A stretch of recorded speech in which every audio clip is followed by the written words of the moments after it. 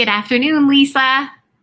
Hi, Michelle. Thanks so much for having me on today. Oh, I'm so excited that you're here. Thanks for joining Michelle's Conversations That Matter. I love the fact that I met you like a few weeks ago through that amazing platform called Lunch Club. If people don't know about Lunch Club, they really need to check it out because you can connect with such awesome people. I felt like we became fast friends the moment we met, and We sure did. I love what you're up to, and I'm so honored that you said yes to being on Michelle's Conversations That Matter. Well, Um, thank you. I'm really honored to have been asked to be sharing this conversation with you. Awesome. Now you're in the city, right? You're in New York City. I am. I'm in Brooklyn. You're in Brooklyn. Brooklyn Heights, and I got a beautiful view of the East River. And I used to have a view of the Statue of Liberty, but yet another building went up. Got it. Well, listen, what I'm trying to do with my series is cause more open conversation, educate people, inspire people, have even those uncomfortable conversations, to just really do my part to be a conversation starter in the world. So for anyone who's joined us, please feel free to ask your questions throughout our conversation. We'll pop them up and get your questions answered for you. A little bit about what I'm doing professionally. I have a company called Trifecta Mental Health, and I'm out to cause more compassion in the workplace for people. I do that through my resilience program and through my Resilience for Educator program. So that's what I do on the side when I'm not having wonderful guests like you on my show. So, Lisa, could you take a second and could you introduce yourself to the audience, who you are, we already discussed that you're in Brooklyn, and what you do, and a little bit about yourself. Oh, sure. Well, let's see here. I'm a classical archaeologist, and I've transitioned to culinary archaeologist. And I'm also the CEO and founder of a company called Food Body Soul. It's an integrative health, nutrition, and lifestyle platform for clients and organizations who are seeking their highest level of well-being. And what's really exciting right now is that we're navigating this very critical time in not just our country's history, but in the world. And we're bringing our comprehensive wellness platform to our clients virtually. And it's been really successful. And I've actually really enjoyed the pivot. And so we deliver guided and actionable coaching support to help build, you use the word resiliency, and that's something that's really important to me as well. Resiliency, bolster immunity, and to help lower stress levels. And I really believe that the kitchen is the perfect place to start. I love that. And I'm so excited to talk about this with you.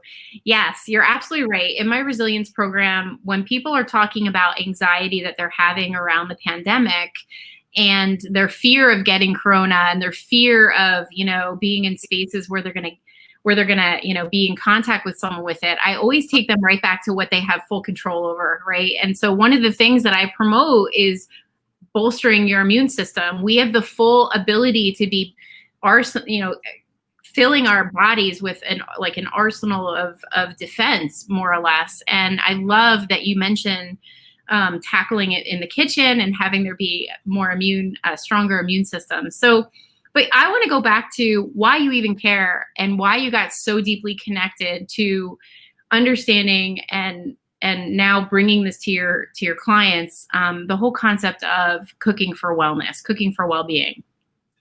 Oh, thank you. I would love to share my story. It really is critical to why I do this today and what's propelled me forward. So I'll take you back to 2005. I was a champagne drinking classical archaeologist. I had my master's from Oxford. I wrote my master's thesis on Dionysus, the Greek god of wine. I mean, I was full in. I was a sommelier and I had a wine segment on television. And I share all that because, despite all of, what I was building in terms of my resume, I was imploding on the inside. And I was struggling with anxiety, depression, ADD, fibromyalgia, undiagnosed celiac disease. I mean, I could go on. Wow. I was basically a hot mess. And, and despite that, my doctor's best intentions, they prescribed to me a cocktail of medications. And, I became addicted to prescription pills, and I started struggling with substance abuse. I really liked wine a little bit more than just my job. So I had my aha moment when I found myself in the middle of the desert in treatment for substance abuse, and really high levels of depression and anxiety. So I was dealing with mental health issues as well, and so being a adventurer and pioneer by spirit, it wasn't lost on me that this was my aha moment. And this was my moment where I needed to shift to moving from the archaeologist of wine to becoming the archaeologist of my own well-being. And I really started researching different eating patterns around the world, the blue zones. I started looking at these ancient cultures that I'd studied for years, like what their practices were, what their rituals were around food, what foods they were eating. And I started to incorporate a lot of this into my life. And because for me, it wasn't acceptable that I was going to have to be on a cocktail of medications. I thought there's got to be another way. And so I rolled up my sleeves in the kitchen and I went to culinary school. You don't have to go to culinary school, but for me, I didn't know what else to do with my life. And I knew that I loved food and I liked to cook and I wanted to get better at it. And I knew that, I didn't have mentors. Like there's so much in the wellness industry now. There's a lot of guides, there's a lot of mentors. But 15 years ago, this was really in the beginning stages. And I went to see an Ayurvedic practitioner, and she said, you know what, you've got to write about your experience. You've got to pay this forward. And I started really looking at how food affected my addiction, how it affected my mental well-being, how it affected my emotional well-being. And I had a lot of physical healing to do as well. So, so Whole Foods became my pharmacy, the farmer's market became my pharmacy, and I really dove deeply into research. And for me, I had three main obstacles essentially. I was exhausted and I had no energy. My body was really ill. And as I mentioned, I didn't really have a guide or a mentor in this area. And I was newly sober and I needed to do all of this without, anything mind altering. And for me, being newly sober, that was, that was a vertical learning curve, basically. Wow. And so, one of the reasons why I enrolled in culinary school is because I started doing all this research around food, and I started learning about what I needed in order to heal mentally, emotionally, physically, spiritually.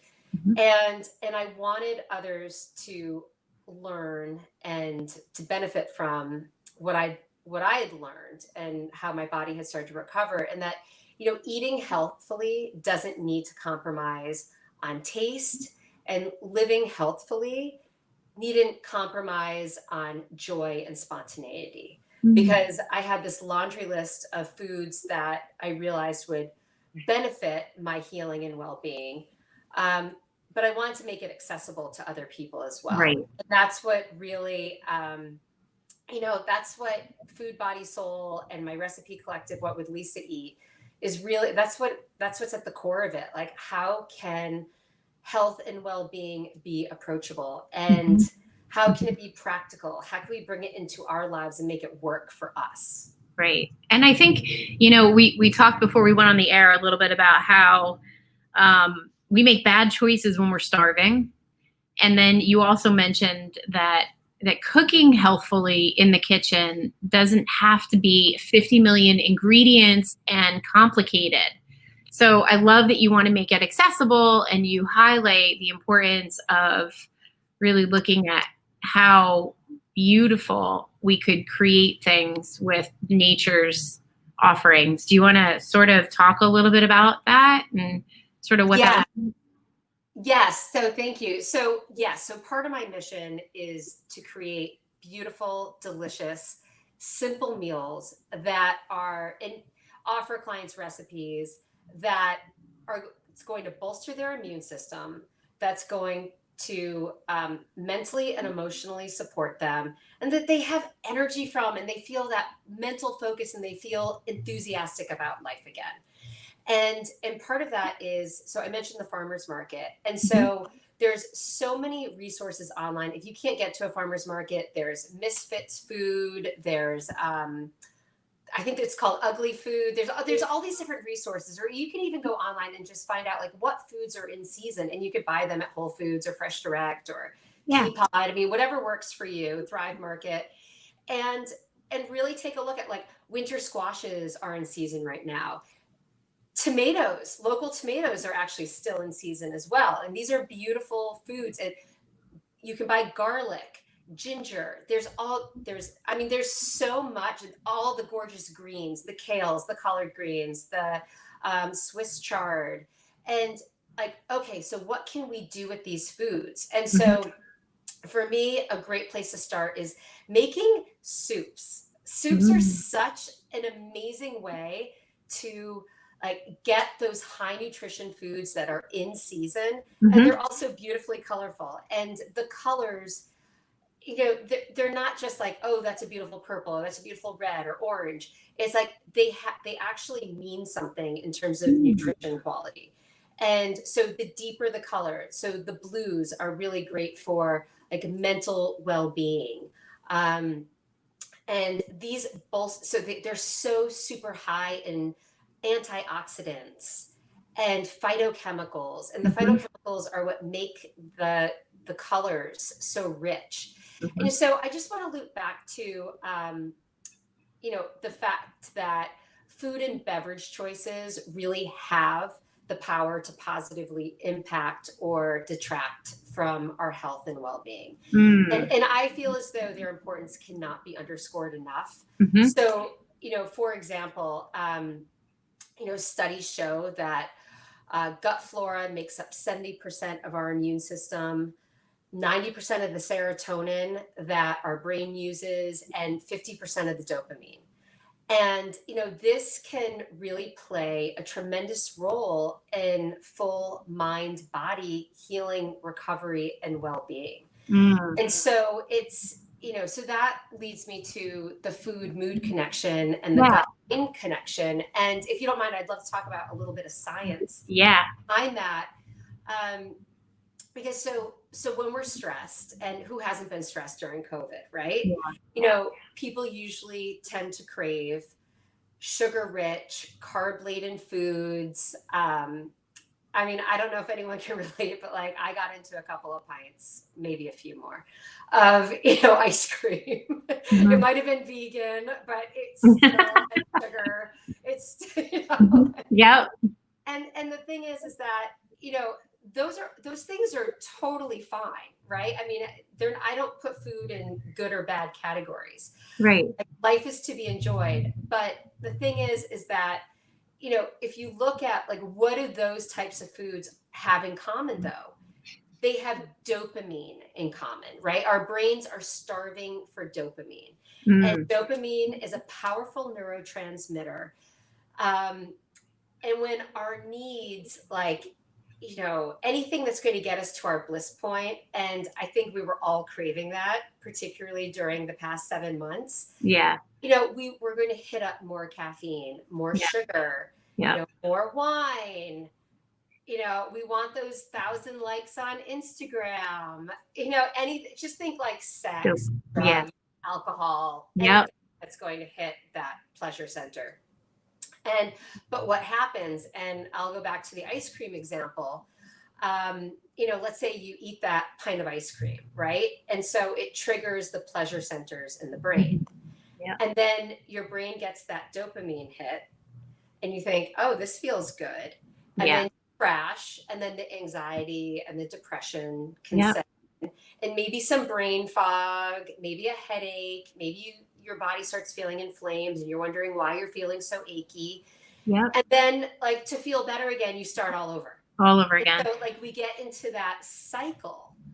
And, you know, I don't know if there's anyone listening who can relate to that scenario. I mean, Mhm. I mean, I've been a victim of it. And so that's what Yep. it led me to start to look at these patterns. And as an archaeologist, I always had to look at patterns, and I Yeah. had to create, I had to write observations down, and I kept that field guide.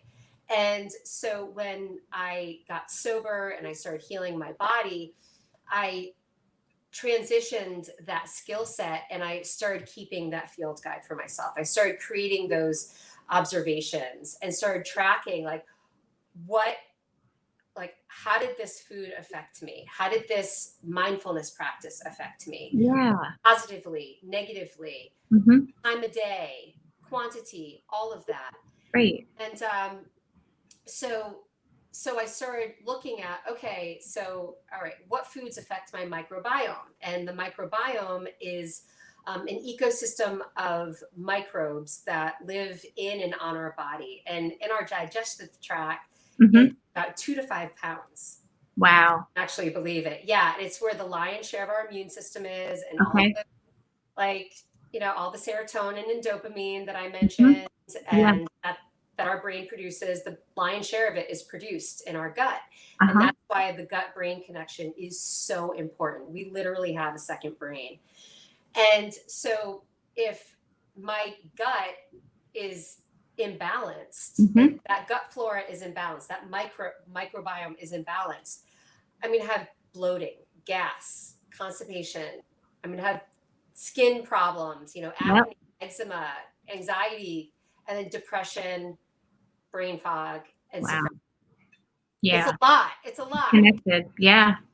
So how do we keep it healthy? We keep it healthy with nutrient dense foods, Mhm. foods that are going to, provide us with probiotics and antioxidants, omega 3s, vitamin D, B vitamins. So it's like, okay, that's great, but what kind of foods do I eat? I That's know. great information, Lisa. And that's how I felt, before I went to culinary school, and started creating recipes that would incorporate all, or at least most of these foods. I was at a loss. I was like, this is all great information, but how do I make this practical in my own Practical. life? Yeah. And so, what's great is that there is a lot of crossover, Okay.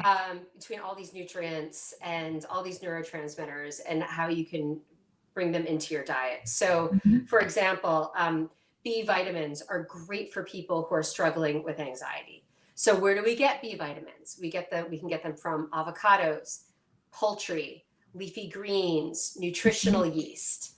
I don't know Mhm. if anyone's familiar with nutritional yeast, but it's a terrible name. It's a horrible name, but it's something that you can buy at a health food store. You can buy it at Whole Foods. Mhm. It's usually in the baking aisle, and it looks like grated Parmesan cheese, but a darker yellow. And Okay. you can use it as a replacement for, if you want. So let's say you're having minestrone soup and you Uh-huh. want to put some Parmesan cheese on. You could use the nutritional yeast in as a replacement, and it has a cheesy type of flavor. Flavor. Yeah, yeah. I think I've Yeah. had I think I might have tried it. But you had me at avocado, and that's something I Uh, do promote too, like brain foods. I think it's like avocado and blueberries. Like, so you had me at avocado for making sure that I stay mentally sound. So thank you. oh, absolutely. So particularly for women, like Mhm. avocados, almonds, dark chocolate, they all Yum. contain tons of magnesium, which is actually really critical during PMS or Yeah. Yeah. it's like, and actually for anyone who needs something that's going to help lower stress levels. Magnesium is so key for that. Awesome. And then, GABA rich foods, walnuts, and shrimp. I mean, that can really help as well. And, Mhm. but that also, you can also get like tryptophan, which is an amino acid that helps to produce serotonin in the body. Okay. And you're looking at, you know, good protein sources, and it Mhm. doesn't have to be all animal protein. Um, I'm mostly plant. People always ask me what is your philosophy? I'm Right. mostly plant-based, Okay. then vegan. Okay. I have found that as someone with a history of anxiety and depression, and this is, Mhm. I'm just speaking about me For personally, you. Yeah. um, I need some animal protein. Mhm. Um, I don't need a lot. I need it more as a garnish, Uh-huh. but I do in order for me to maintain um, just wellness, Yeah. mental, Yeah. emotional, and physical well-being. Yeah, but I've you know that. experimented with so many different types of ways of eating, and that's been something that's been helpful for me. So you recommend that we hit up our farmers market, hit up our local vegetables, and like you said, we're sort of in between summer and winter with the fall, and then you also you said soups. So those are some really good tips for people. Yeah. So, I mean, let's say you're making a chicken soup, for example, like a Mhm. chicken vegetable soup. Right. So you have, broth soup is steeped in so much history in Mhm. terms of healing properties. And, there's a lot of talk about bone broth, which is really healing Yeah. for digestive tract. Yeah. Um, and is really great for immunity. There is something so healing and comforting and nourishing about soup. So what I find is that if I'm making chicken soup, I'm getting my protein, I'm getting liquids, which are really Mhm. important. Hydration is so important when we're bolstering our immunity. Yeah. And I can put greens in it, I can put carrots in it, I can put onions, and I can put garlic, I can put ginger. So all of that is nature's apothecary. And then I can throw in any type of vegetable that I want. And Yeah. so I'm getting the vegetable, I'm getting the high nutrition, I'm pretty much getting everything that I need. I'm Mhm. getting, and then if I'm making, let's say, a butternut squash soup. Ooh, So I love that. maybe I don't want any animal protein at Yeah. all. So Mm. I can still get the essential fats and nutrients that I need. So I can use full fat coconut milk.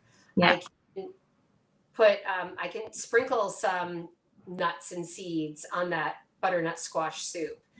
And again, like going back to, leeks or onions, garlic, Yeah. Love a it. ginger. Yeah, I mean, there's just so much that where you can keep boosting all Mhm. of these meals. Yeah. And with soup, you eat that for a few days. It's not like you just eat it one meal. Typically, if you make a pot of soup, you're good for a few days. So I think that's a great recommendation for people who are just trying to, everyone's time crunched. Everyone's like stressed out and they're short on time, and it's very easy to pick up the phone and dial for takeout. But if you have something like a soup on hand and you can warm that up, I mean, A, it's cheaper. B, you're going to eat within a civilized portion size. Right, And good right. for you, like how great is that? And that's the thing. And let's say you have gone several hours without eating, and you have soup in the fridge or the freezer. Like, even if you overindulge, like, It's it's soup. not going to have the same effect Yeah. as you ordering seamless or opening up, like, a bag of like Oreos or something like that, and Yeah. like becomes your dinner for the night, and then you're having sleep issues. Yes, because of the sugar, right? You can't fall asleep, and then the next morning. And the thing is that if we're eating too late, and all of our digestion, all of this restoration that our body needs to be doing at night is Mhm. going towards our digestion and not going to all the other areas of our body where we don't even know we need restoration and healing and replenishment. Right. All of that energy is just going to our digestion, Yeah. and we wake up feeling groggy Yeah. and, you know That's a really good point. hungover, even if we Yeah. haven't had a drink. I think people need to hear that. That's so important. You don't realize that you're forcing your body to work so much harder when you do that. at night instead of it getting a nice restful sleep. I think that's really important. A lot of people I know are moving away from trying to eat later at night, and then because you just feel like crap when you're eating late, and then you're laying down, and then you add in the whole point of the body working so much harder. Like, why would you do that? You don't have to do something like that. Right, right. And we can make our lives easier too by having, even if it's just 3 or 4 recipes that like are your go-to recipes, and you always make sure you have those ingredients in the house. And so it might be a bag of frozen cauliflower rice or a bag of frozen jasmine rice, and you have a can of black beans, and you have some salsa verde, and like you add some salsa verde to the black beans, and you heat up the rice. And it sounds simple, but and then you have maybe some avocado, right? Yeah, And yeah, like you have like a you really know? nourishing meal for yourself. And Mhm. it's super simple, it's not expensive, and like you haven't derailed, Yeah, but you haven't derailed like your health goals. yeah, And yeah. you haven't Great. derailed your evening, and you haven't derailed your night of sleep, and you haven't derailed your next morning. And Good like point. so if we can all play the whole tape through, and then also having like maybe there's 5 snacks that you have as your go-to snacks and you have in the house, and you Mhm. maybe you have them on order on Amazon Prime or Thrive Market. It doesn't, I don't care how you get them into your house, Mhm. but it's like when I go to the farmer's market this time of year, I can buy a 2 pound bag of apples for $3. Yeah, I mean, that's amazing, right? And yeah, so yeah. I'll buy like 1 or 2 bags because I have a 7-year-old son who like is already eating me out of house and home.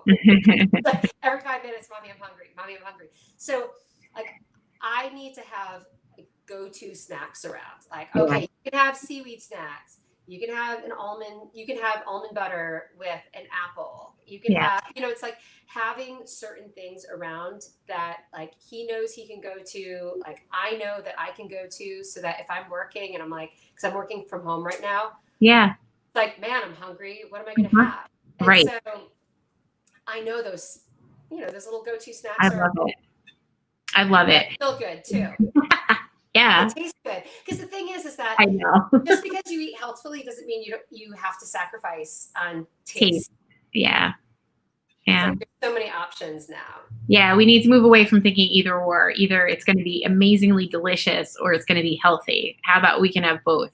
You can have both. We can Yeah. totally have both. And I have tons of recipes um, on Instagram at What Would Lisa Eat, and then also I have 2 websites. One is whatwouldlisaeat.com, which Mhm. is essentially a recipe archive, Mhm. and then foodbodysoul.net is more about the cooking classes and the health coaching.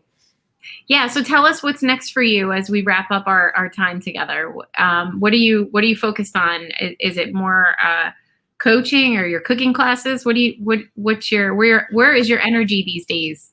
That's a good question. So I'm writing a cookbook. I'm launching a line of salad dressings, Wow. and I'm also working with both individual clients and organizations. And it's more of a culinary driven wellness platform. Awesome. And so really creating like lift and fun Mhm. for people who want to reset their health, but Mhm. they want to do it in a hands-on, like experiential, engaging way that isn't as academic. And it's more, okay, like I'm rolling up my sleeves and I'm going to have fun with this. I'm going to discover food is medicine. I'm going to discover the pharmacy in my kitchen. And I'm going to make some really delicious things for myself and my loved ones. I love it. Lisa, thank you so much. This has been great. I appreciate all of your tips. I know the audience will as well. They can find you on your website and they can find you on your Instagram page. And thank you so much for joining me on Michelle's Conversations That Matter. Oh, Michelle, thank you so much for having me on today. And if anyone has any questions, even after this chat, I'm more than happy to answer them. Feel free to reach out to me. Awesome. Thank you, Lisa. Thank Have a you. good day. You too. Bye.